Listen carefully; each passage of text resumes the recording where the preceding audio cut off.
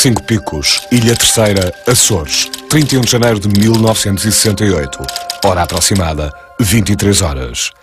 Serafim Sebastião chega para mais uma noite de trabalho como guarda nas instalações militares de Cinco Picos, pertencente à base das Lajes. A noite está calma e tudo corre sem qualquer sobressalto, mas essa serenidade depressa será interrompida. Serafim Sebastião era um guarda das instalações militares da base das Lajes na Ilha Terceira. E em janeiro de 1968 foi, de facto, surpreendido por um acontecimento extraordinário que ele, naturalmente, suporia não existir.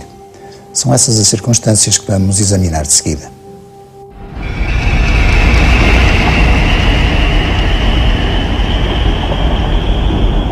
Passavam alguns minutos das 11 horas da noite, quando Serafim Sebastião, guarda nas instalações militares de Cinco Picos, pertencente à base das Lajes, chegou ao seu posto de trabalho. Naquela noite era da sua responsabilidade vigiar o paiol de munições da base. A noite estava calma e, para passar o tempo, Serafim ligou o rádio para ouvir o relato do jogo de futebol Setúbal Sporting. Tudo corria dentro da total normalidade e sem qualquer sobressalto. Até que, subitamente, o rádio de Serafim deixou de transmitir o que quer que fosse. Intrigado, o guarda tentou, em vão, pôr o rádio a funcionar, mas este deixou mesmo de emitir qualquer som. Estava Serafim a tentar perceber o que se havia passado com o rádio e qual o motivo da sua avaria, quando de repente um misterioso e inexplicável zumbido invadiu toda aquela zona. Atordoado por aquele misterioso ruído, resolveu sair do seu posto e ir até ao exterior para ver se conseguia perceber qual a origem daquele estranho som.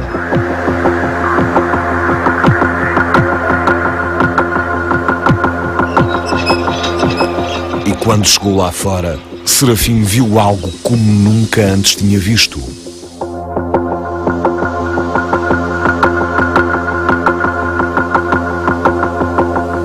Um misterioso e insólito objeto voador aproximava-se lentamente do paiol de munições. Por mais que tentasse descodificar do que se tratava, não conseguia perceber a origem daquela estranha aeronave.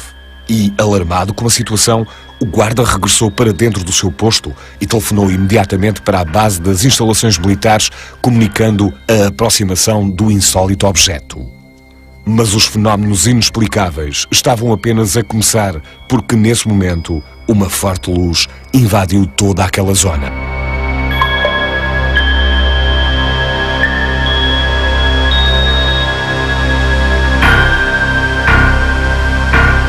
Cada vez mais atónito e nervoso com a situação que estava a viver, Serafim caminhou novamente para o exterior.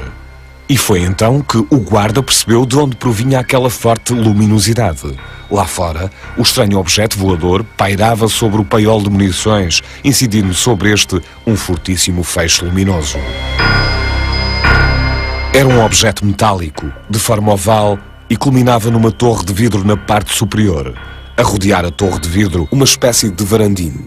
Nunca antes Serafim tinha visto tal coisa e, cada vez mais abalado com o inexplicável acontecimento, correu novamente para dentro do seu posto. Com curiosidade em desvendar todos os detalhes do incrível objeto voador, o guarda pegou na sua lanterna e saiu mais uma vez para o exterior. Foi então que, ao apontar a lanterna para a insólita aeronave, Serafim apercebeu-se de algo verdadeiramente extraordinário. No interior da nave estavam 4 seres, 2 aos comandos desta e outros 2 no varandim da parte superior da nave. Antes que o guarda tivesse tempo de reação, uma estranha poeira levantou-se do chão, fazendo com que o guarda caísse inanimado.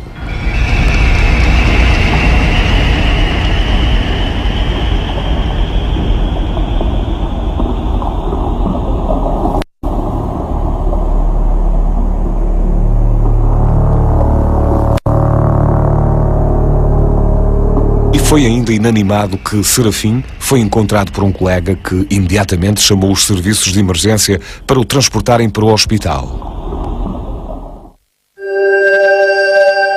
Nos dias seguintes ao insólito avistamento de Serafim Sebastião ser divulgado, foi notícia nas páginas de vários jornais locais. No dia seguinte, o jornal O Insular publica pela primeira vez esse relato dos primeiros dados relativos a este caso. Eram cerca de 3 horas da madrugada quando Serafim Vieira Sebastião, de 36 anos, natural da Ribeira Grande, guarda daquelas instalações, chegou a Angra do Heroísmo numa ambulância e deu entrada no Hospital Regional, ainda inanimado.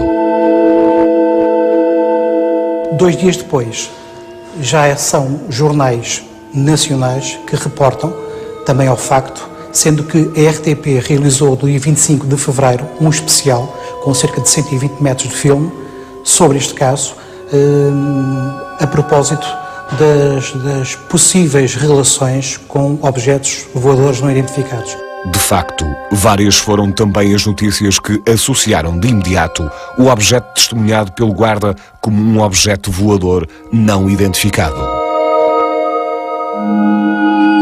O objeto descrito por Serafim Vieira Sebastião corresponde ao tipo clássico de disco voador. Foi apurado que o guarda não é pessoa sujeita a alucinações. Mas o testemunho do guarda não foi um caso isolado. Nos dias seguintes, outros populares também afirmaram terem observado um objeto estranho a sobrevoar os céus da Ilha Terceira na noite de 31 de janeiro. Alguém que, passado alguns dias, também reconheceu que houve movimentações estranhas nos céus dos Açores relativamente ao mesmo objeto, só que na altura não deu tanta importância. Realmente, ontem, 31, para o lado dos 5 picos, seriam 8 da noite, eu vi uma luz estranha, diferente e distante.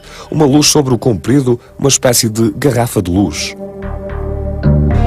A curiosidade à volta do misterioso fenómeno testemunhado por Serafim era cada vez maior, não só por parte dos populares e da comunicação social, mas também por vários estudiosos da fenomenologia OVNI, como foi o caso dos investigadores ligados ao STEC, Centro Transdisciplinar dos Estudos da Consciência. O caso dos Açores remonta ao ano de 1968. A única testemunha do caso era um guarda. Estava descontraído, enfim, era mais uma noite de rotina. Estava a ouvir até, inclusive, um relato de um jogo de futebol. Quando, de repente, se apercebe que o rádio deixa de transmitir. De repente, apercebe-se de um zumbido. Como fosse um zumbido de abelhas, saiu do seu posto de guarda.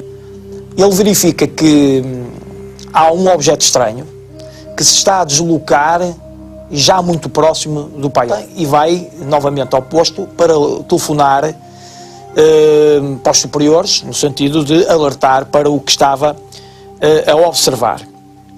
Estava a telefonar quando se apercebe de uma claridade muito forte que entra por uma janela que o posto tinha. Quando chega cá fora, verifica que uma forte luz, um clarão enorme, projetou sobre ele, e nomeadamente sobre o paiol, e verifica que é o tal objeto estranho que está a apontar uma espécie de um foco de luz, vai buscar uma lanterna para tentar ver melhor o que se passa, digamos, na fonte emissora desse feixe de luz, que era o tal objeto estranho, e ao apontar a lanterna verifica que nesse objeto existem 4 seres. Simultaneamente, há uma poeira que se levanta do solo. Após o qual começa um processo de desmaio. Ele depois já dá conta de si no hospital, e no hospital é registado que ele ainda não estava de posse das suas capacidades mentais, porque não conseguia articular um pensamento. Portanto, ele não falava quando deu a entrada e ouvia muito mal.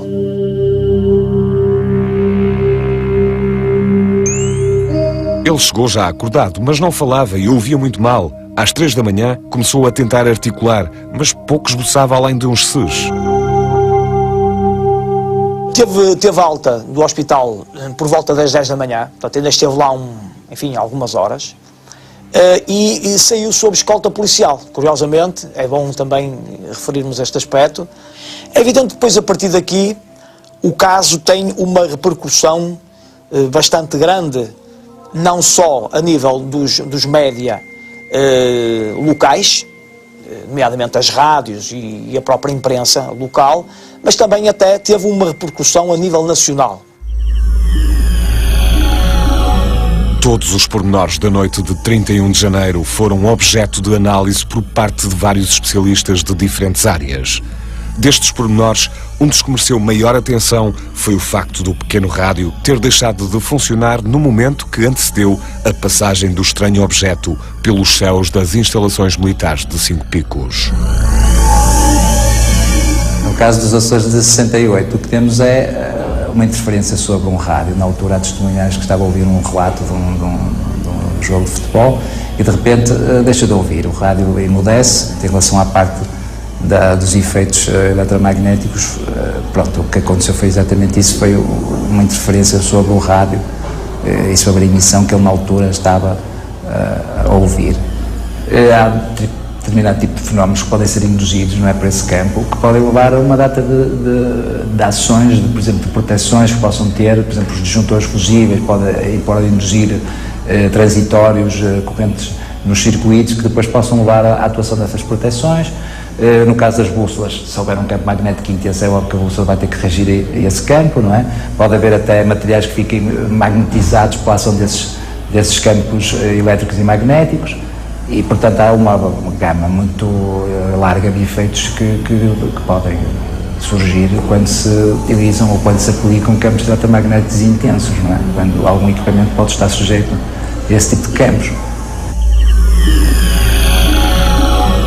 Neste tipo de casos, o problema é sempre o mesmo, que é, no final, em termos de evidência física, ficamos com muito pouca coisa ou com quase nada, porque depois da observação terminar, temos as declarações da testemunha, mas, por exemplo, neste caso dos Açores, acho que nem sequer o rádio foi vistoriado, ou alguém foi fazer uma análise a ver se havia vestígios de que efetivamente o rádio tivesse sofrido efeitos de algum campo eletromagnético intenso. Nesse caso não foi feito.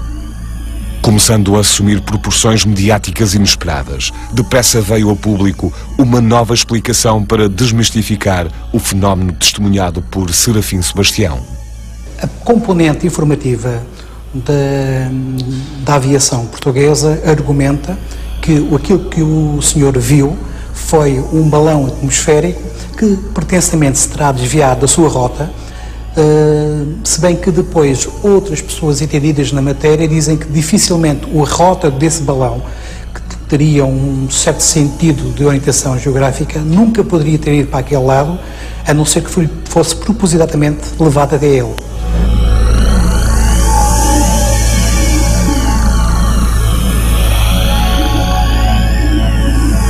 O Diário Insular, entretanto, na sua edição de hoje, explicou que ontem havia sido lançado do aeroporto das Lajes um balão meteorológico com diversa aparelhagem elétrica, levado pelo vento precisamente para a zona central da Ilha Terceira, onde se situam as instalações militares citadas. Sobre estas passam fios de alta tensão, onde se deve ter formado um campo de eletricidade estática que poderá ter assombrado o guarda. Face a esta nova teoria, o guarda das instalações de Cinco Picos não ficou indiferente e reforçou o seu insólito testemunho. O ruído e a forma em nada se pareciam com o que habitualmente anda no ar, nem avião, nem helicóptero, nem balão. Ele próprio reconheceu que nunca tinha visto nada parecido. Ele que estava habituado a ver muitos aviões, helicópteros e também balões sonda, que eram muito lançados ali naquela zona, enfim, por causa da meteorologia, não é? Para determinar temperaturas, ventos, etc., porque, enfim, era importante, nomeadamente em relação ao movimento de aviões que existia naquele local. Ele diz que não há qualquer possibilidade de ser qualquer um desses artefactos. Portanto, não era nada que ele tivesse visto antes. O testemunho que ele pronuncia do início ao fim manteve-se, os argumentos mantêm-se e alguns dos populares que na altura conviviam também mantêm essa mesma situação, esse mesmo testemunho. As teorias sucediam-se e as opiniões sobre o caso também. Mas o que poderá ser dito acerca da credibilidade das testemunhas deste tipo de avistamentos? A veracidade dos relatos, na minha perspectiva, só deve ser posta em causa quando nós também temos evidências suficientes para saber que estamos perante alguém que nos quer enganar e o que quer é dar nas vistas. Aliás, um dos elementos que por vezes dá credibilidade ao discurso da testemunha é o facto da manutenção desse discurso independentemente da época e do lugar. Ou seja, o senhor sempre argumentou que viu um objeto voador metálico de forma esférica, como ele diz, ligeiramente com uma zona de uma arcada na parte superior em vidro, com 2 seres fora e 2 seres dentro da própria nave, e esse testemunho manteve-se sempre, esse e o restante. Pode-se dar, inclusive, a situação de que mesmo no hospital, e mesmo quando ele depois foi interrogado pelas forças de autoridade, porque na altura a polícia quis saber mais dados sobre o que é que ele tinha visto realmente naquela noite do dia 31 de janeiro, e ele manteve, quer o argumento, quer os elementos que tinha pronunciado no início, manteve-os sempre na mesma bitola. A noite de 31 de janeiro de 1968 tornara-se num caso raro de mediatização, mas Serafim Sebastião, tentando afastar-se de todas as polémicas geradas à sua volta, fez então os seus últimos depoimentos. Pouco me importa que acreditem ou não, deixem-me em paz, estou farto disto. As pessoas que julgam ter, de um modo ou do outro, presenciado ou ter sido objeto de uma manifestação qualquer deste tipo de fenómenos, não se sentem bem. E não se sentem bem, nomeadamente, porque não sabem a quem relatar, têm medo de cair no ridículo, quando não têm medo de até rótulos muito mais gravosos. Portanto, há uma coisa que para nós é clara: isto afeta a vida das pessoas. Até hoje, o mistério do avistamento do guarda permanece. O que teria realmente visto o Serafim Sebastião a pairar sobre o paiol de munições da base militar das Lajes? É muito genuína a descrição que ele faz do objeto que paira sobre ele com a luz e que, enfim, causa ali uma série de alterações e de perturbações nele próprio, perto dos sentidos, etc. Era um homem que nunca tinha, se calhar, ouvido falar em nada disto, e que viu, na realidade, de uma forma muito genuína e muito sincera, um aparelho que não era balão, que não era nenhum avião, que não era nenhum helicóptero, que não era nada disso, e que pairou sobre as lajes nessa altura. Não vamos pensar que as pessoas são todas, e passa a expressão, maluquinhas, não é? Poderá haver uma percentagem apreciável de pessoas que inventam, com certeza absoluta, mas isso acontece em tudo. As hipóteses levantadas sobre a proveniência do estranho objeto voador foram várias. Seria um mero artefacto construído por humanos ou, por outro lado, algo proveniente de um mundo que ainda desconhecemos?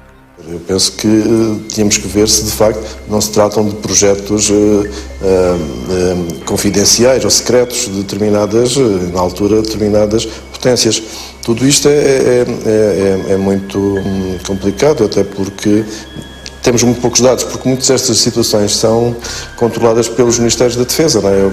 Por programas que estão sob o patrocínio do Ministério da Defesa, e muitas vezes, inclusive as últimas gerações de determinados aviões bombardeiros, que durante muito tempo se pensou que de facto eram OVNIs, quer dizer, não é? Que é, de facto, enfim, eu acho que está interrogado, não é? Devemos deixar uma interrogação e, sobretudo, devemos ter uma maior, algum cuidado quando analisamos esses casos, não é? E julgo que isso é uma situação que, de alguma maneira, pode comprometer qualquer tipo de investigação, não é? Por não haver provas que consigam finalmente classificar insólito objeto que pairou sobre as instalações militares de Cinco Picos, o fenómeno testemunhado por Serafim Sebastião permanece, até hoje, classificado como OVNI, objeto voador não identificado. Acho que devemos continuar a a humildade para dizer sabemos muito pouco disto. Mas, por outro lado, o bom senso para não dizermos é impossível. Podemos dizer que é improvável. Ou não é explicável por agora. Vamos arrumar ali na estante das coisas que precisam de explicação. Agora dizer, não é impossível. É impossível, pronto, acabou. Acabou. Ficamos muito melhores, não? Eu acho que não. Hoje, envolvidos 40 anos após este incidente, que continuamos na presença de um fenómeno aéreo não identificado, vulgo OVNI, e que, malgrado todas as tentativas no sentido de se tentar arranjar uma explicação plausível, enfim, de encontro àquilo que se conhecia na época, para justificar efetivamente aquela observação, não foi possível. Ainda hoje, como eu disse, envolvidos estes anos todos, não é possível nós sabermos efetivamente o que é que o Sr. Serafim Sebastião viu. O importante é nós termos um profundo respeito pelo pouco que sabemos e uma profunda consciência do muito que ainda nos falta saber. Homem ingênuo e genuíno, o discurso deste homem simples traduz de facto uma realidade inesperada. Pelo aquilo que se soube, pelo aquilo que foi descrito e narrado, inclusive na imprensa da época, que tivemos aliás a oportunidade de ver, o que fica como registro é que este caso dos Açores ficou inscrito como representante do nosso país no famoso projeto do Livro Azul, organizado pela Força Aérea Americana para documentar as ocorrências de objetos aéreos não identificados.